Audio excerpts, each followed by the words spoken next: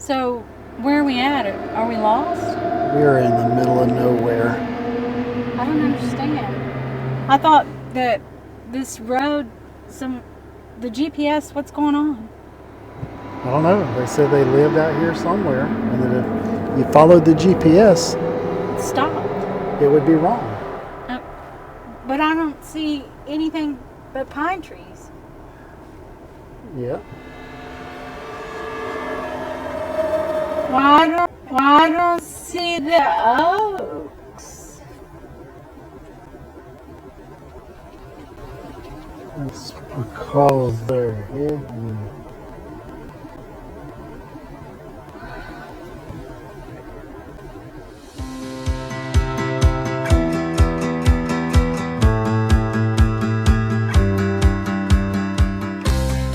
Hi everybody, I'm Randall, and this is Michelle, camera lady and producer.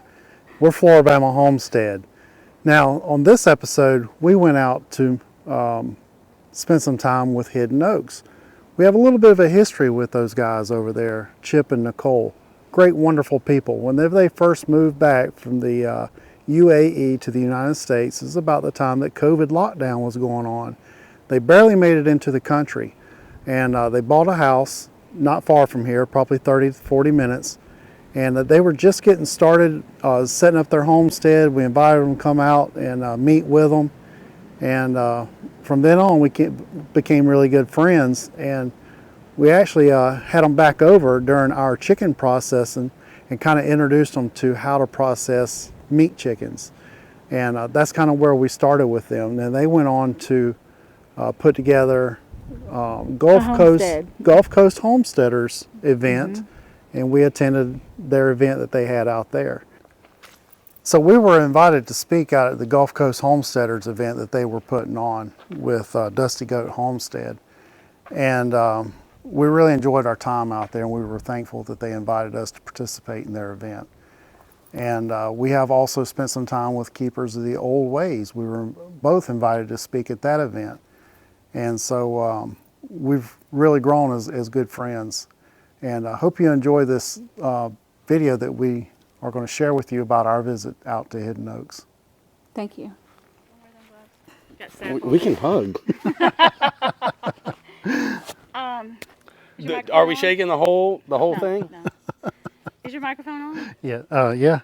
Test 1, 2, 3. Okay, so one of our first buildings that we built on our homestead was the Miller Lodge. It was before we had our barn, and it's where we kept all of our animals. And my buddy from Abu Dhabi, Willie Miller, he came over to help me do it, and I didn't pay him any money. I didn't feed him any food or give him any drinks or anything. So I thought, hindsight, just the privilege of being your friend. Yeah. In hindsight, I was like the very, very minimum, least thing I could do for him is to name the building after him. So we put some Cool. plywood together, and I had Nicole stencil out a little sign, put it up. So that's the Miller Lodge. I thought you just drank a lot of beer while you were building it. And I drink Miller Lite, so it's a double conundrum, I think is what that's called. Yeah. Okay, Cool. so what about the goats that are in that pen? So the goats that are in there now, originally that was where we just kept all of our goats. Then we upgraded, we fenced in some pasture, and we got a barn. So this pen with this original structure was just kind of left there unattended. But what we've done is when we separate our bucks from our does during kidding season, and when we're not breeding them, we keep the male goats, our buck and our wether, in the Miller Lodge, and then we kind of just call it the bachelor pad. That's where all the boys hang out. And I noticed that that's way away from where the rest of the goats are, so they're not in visual sight of each other all the time. It's a good point. The reason that we have to keep them so far apart is when we're in milking, which we're in milk right now, we need to keep the males and the females separate, because the males, they put out pheromones to attract the ladies, and when they do that, that changes the chemical balance in the ladies, and then it kind of taints the milk and gives it that really goaty taste. So you want to keep your bucks and your does separated when you're in milk. Gotcha. All right, so the kuni. Yeah. Tell me why you went with the kuni. Okay. They seem like such a small pig, and to me that would be a good if you have a small homestead with Yeah. just a few people that you're trying to feed, Right. that seems like that would be a good sized pig to have. Yeah. So tell me why you guys Well, chose the kuni. originally we went with like a Berkshire, Yorkshire, Oh, yeah. a bigger pig. And what we would do is we would buy piglets in the springtime and then we would grow them out. And we wanted to get away from buying piglets and we wanted to start breeding our own. And we went with the kunis because they're a smaller breed. A Yorkshire, a typical pork pig is going to get, if you keep it, it's going to get 400, 500, 600 pounds. Where a kuni, when you're breeding those, they max out at 250, maybe Oh, 300 yeah. pounds. So it's a lot more easier to manage. And they have smaller snouts, so they're not rooting around. They're not tearing up your land. Yeah, they're land not going to destroy your land.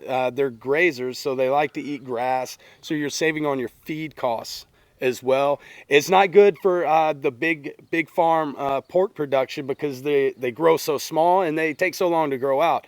But for a family, it really makes a lot of sense if you want to raise your own pork to raise the kunis because while they do stay smaller, you're saving on feed. They're not going to destroy your land, and their compact size just makes them more easy What to about manage. the quality of the meat? It's terrific. So you think they taste better than? It's the quality of the pork itself is 100 times better than the pork of a typical big farm pork product that you're going to get at the grocery store.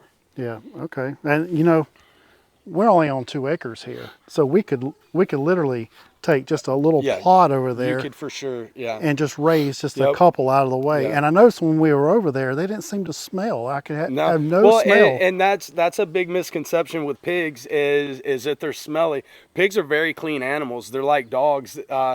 If you have a dog in your backyard, he's going to go to the same place to use the bathroom, right? Because they don't want to eat and do their business in the same spot. So if you give them the land that they need, they're going to manage the land themselves. They're not going to, I don't know how to say it, they're not going to smell if you give them the space that they need room. to be the animals that they want to be, if that makes sense. Yeah. We don't need a lot of pork, but if we ever considered getting any pigs, it might be the kuni. Yeah, the kunis would be the way I to really go for like. you I guys. really like the way they. For just the 3 of you, and they're easy to manage if you want to do them yourself, or you know a guy. So, one kuni per pork chop. Is that about the size of You it? can get two pork chops off a kuni, I think, at least. All right, great. Now I noticed that you had some milk cows, and you also have some milking goats. Yes. What's the plan there? What are you thinking?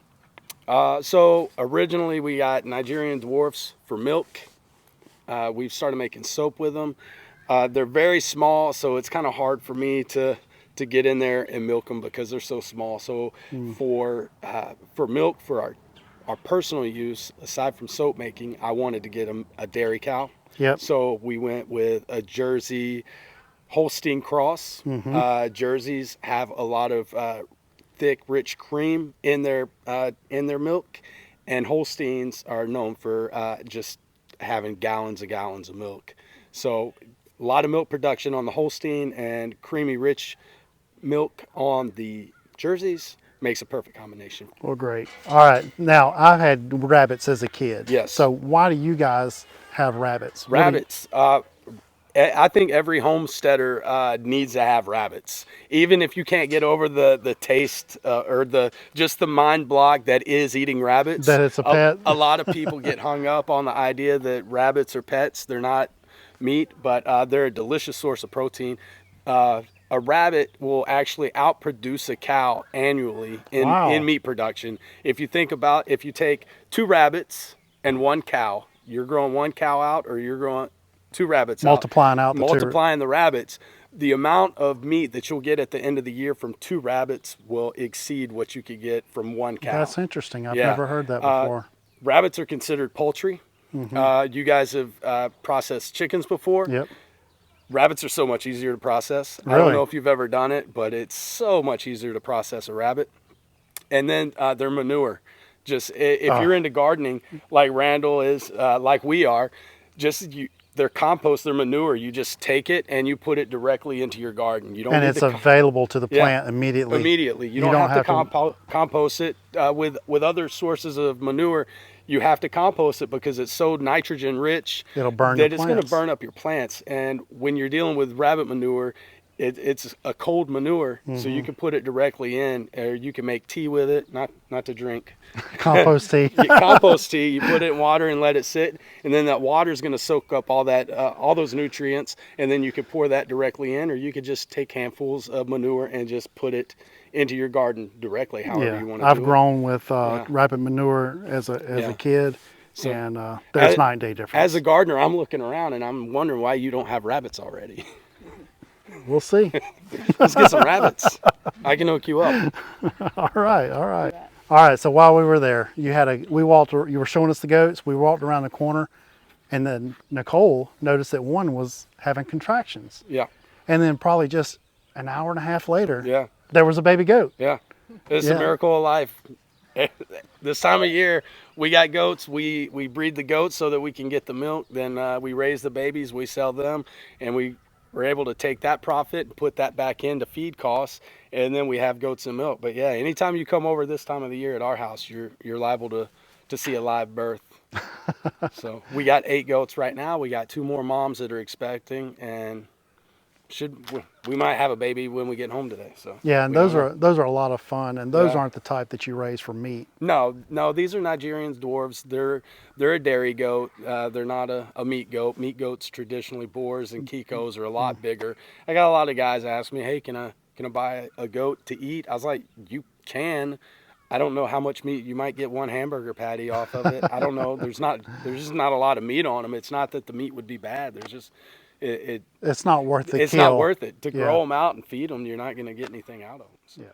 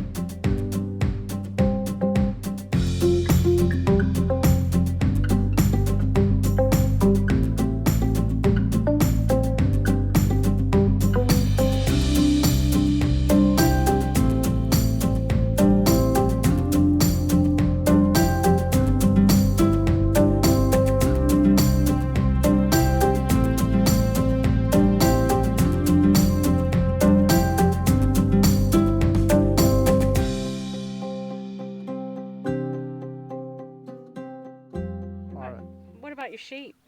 What are you using? Yeah, so instead of goats for meat, Nicole loves lamb. So we have four ewes and one ram. It's not I get confused with goats and sheep because they're called, for some reason they call them they're using rams with sheep and they're bucks and does with goats. So just remembering all the names of pain. Yeah. But yeah, we got two Katahdin ewes. We got two black belly ewes, and we have one Dorper ram that we use to cross, and then we kid those out. Then we raise those for lambs. We'll keep one ourselves, maybe add to our flock, and then maybe sell to somebody else who's looking for lamb meat. All right. Well, we greatly appreciated Yeah. having us over. We really enjoyed Yeah, our evening together, especially with the live goat birth yeah, we'll get you back out. and the fine food we Maybe had. maybe next time you'll leave with some rabbits. We'll see. We'll see. All right, Chip. It was good seeing you. Yeah, again. good seeing you too.